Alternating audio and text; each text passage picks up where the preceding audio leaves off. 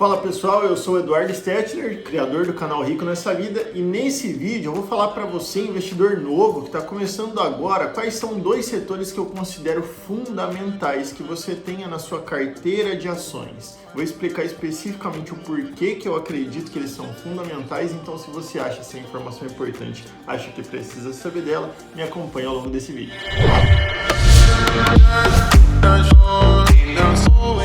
Bom pessoal, antes de mais nada, eu queria dizer para vocês que todos os meses está rolando o Investindo de 0 ao 100, que é o quadro onde eu invisto meu dinheiro todos os meses. Então eu vou deixar até aqui no card o último vídeo que eu postei investindo meu dinheiro. Eu acho interessante que você veja esse vídeo também. Afinal de contas, lá você consegue entender como que o investidor está investindo na prática. E além disso, o que eu queria dizer para você? Poxa, não se esquece, se inscreve no canal. É a única forma que eu tenho de fazer, né, esse canal crescer e conseguir chegar a mais pessoas. Então, por favor, não se esquece, se inscreve no canal, é importante para mim, beleza?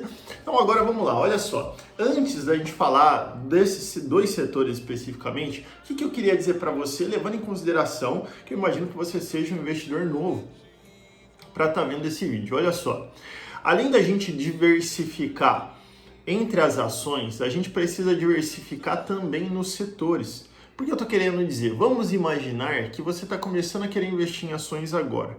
E você gosta de, sei lá, por exemplo, empresas do varejo. E aí você vai lá e compra 3 empresas do varejo. O que acontece amanhã ou depois se o setor do varejo for afetado por alguma coisa? Por exemplo, pandemia. Você é altamente afetado na sua carteira porque você diversificou entre as ações, mas você concentrou no setor. Por isso que é importante que você tenha essa concepção também, de além de diversificar nas ações, você diversifique nos diferentes setores. E aí justamente por isso que eu pensei em fazer esse vídeo falando de 2 setores que eu considero muito bacanas. Qual é o primeiro setor que eu gostaria de citar para vocês que eu acho muito importante? É o setor de energia. Esse setor, vamos pensar assim, eu tenho, né, primeiramente eu tenho algumas empresas nesse setor de energia. E por que eu considero ele fundamental que você tenha? Por algumas características. Olha só, esse setor, Luiz Barsi, que é um bilionário, né, investidor, pessoa física, ele é brasileiro, ele é extremamente bem sucedido, ele cita muito essa palavra de setor perene, ou seja, é um setor que tem uma previsibilidade, nossa senhora, ainda muito grande de existência, né? Vamos pensar, você pode deixar de, sei lá, de fazer inúmeras coisas, mas você vai continuar pagando conta de energia amanhã ou depois, a não ser que realmente o mundo se reconfigure de uma forma muito grande, mas do contrário, você vai continuar pagando. Então, assim, o setor de energia é algo que a gente consegue enxergar longevidade. E isso é uma característica muito importante quando nós estamos falando de investimento de longo prazo. Aí agora, o que são pontos importantes de você entender quando a gente está falando do setor de energia? É que existem 3 subsetores que você precisa prestar atenção. Qual que é o primeiro setor? Vamos dizer assim, a energia ela é dividida entre geração, transmissão e distribuição de energia. Então, esses são os principais pontos. E cada um tem uma função diferente e é afetado de uma forma diferente. Vamos falar primeiramente do setor de geração de energia. Geração de energia é de fato, quando a gente está falando das hidrelétricas, por exemplo, tem outras formas de fazer energia eólica, por exemplo, né? Mas vamos nos ater aqui só para você poder entender hidrelétrica. Então, você tem os geradores, os que de fato fazem a energia. E aí depois disso, e como que essas empresas elas fazem isso? Por meio de concessão. Então, elas vão lá, conseguem um grande contrato por muitos e muitos anos, a gente está falando de 20, 30 anos, e elas têm, vamos dizer assim, o direito de poder criar a energia nesse determinado local. Então, basicamente é assim que funciona. E depois disso, que essa energia ela é criada, ela precisa ser vendida para o cliente final, mas para que ela seja vendida, ela precisa ser transportada, ela precisa ser transmitida. Então, nós temos as empresas de transmissão de energia. Pode ser que uma mesma empresa de energia ela esteja atuando nos 3 subsetores, mas não é o caso de todas, tá bom? E cada uma é afetado de uma forma. Então, por exemplo, o setor de geração de energia até é afetado pelo governo, mas não é tão afetado quanto distribuição de energia. A transmissão, ela é a menos afetada, porque vamos dizer que ela só faz o transporte, ela só faz o meio de campo, ela já tem uma previsibilidade muito grande de quanto ela vai receber, então ela vai, por exemplo, ela já sabe o quanto ela vai receber por essa transmissão.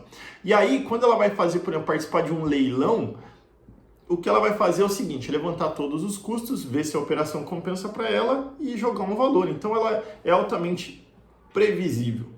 Depois do setor de transmissão, aí nós temos a distribuição. Por quê? Olha só. Vamos imaginar assim, o setor de geração de energia, ele gera uma energia em uma grande escala, né, em uma grande intensidade, e ele é transmitido, né, por essa via, só que ele vai se perdendo ao longo do tempo, mas ele ainda assim chega em uma grande escala, em estações gigantescas aí ao longo das cidades, metrópoles e por aí vai.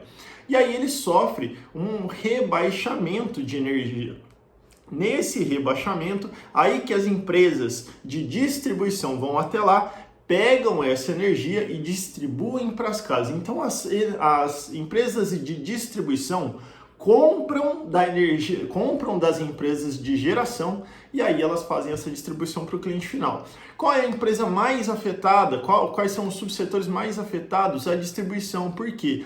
Porque o governo dá muita canetada. O governo ele regula muito, dizendo, olha só, você não vai poder subir o preço da energia aqui, não, agora não vai poder subir, não vai ter alteração, entendeu? Então assim, isso porque eles têm duas alterações, uma alteração que acontece anualmente, que é uma pequena alteração de um pequeno ajuste, e tem uma alteração maior que eles podem fazer um reajuste de 5 em 5 anos, mas mesmo assim é o governo que dita isso, então realmente fica muito difícil, eles são muito afetados. Então assim, quando você for escolher a sua empresa de energia, é interessante que você identifique se ela está nessas três frentes, se ela está só na frente da distribuição e que você entenda o risco que cada uma delas oferece, mas devido à sua perpetuidade, justamente essa longevidade, é interessante que você tenha na sua carteira. Vamos imaginar daqui 5, 6, 7, 8 anos. Eu não sei se Facebook vai existir, mas muito provavelmente a energia vai. Então, levando em consideração que ela é pouco volátil, que ela oscila pouco.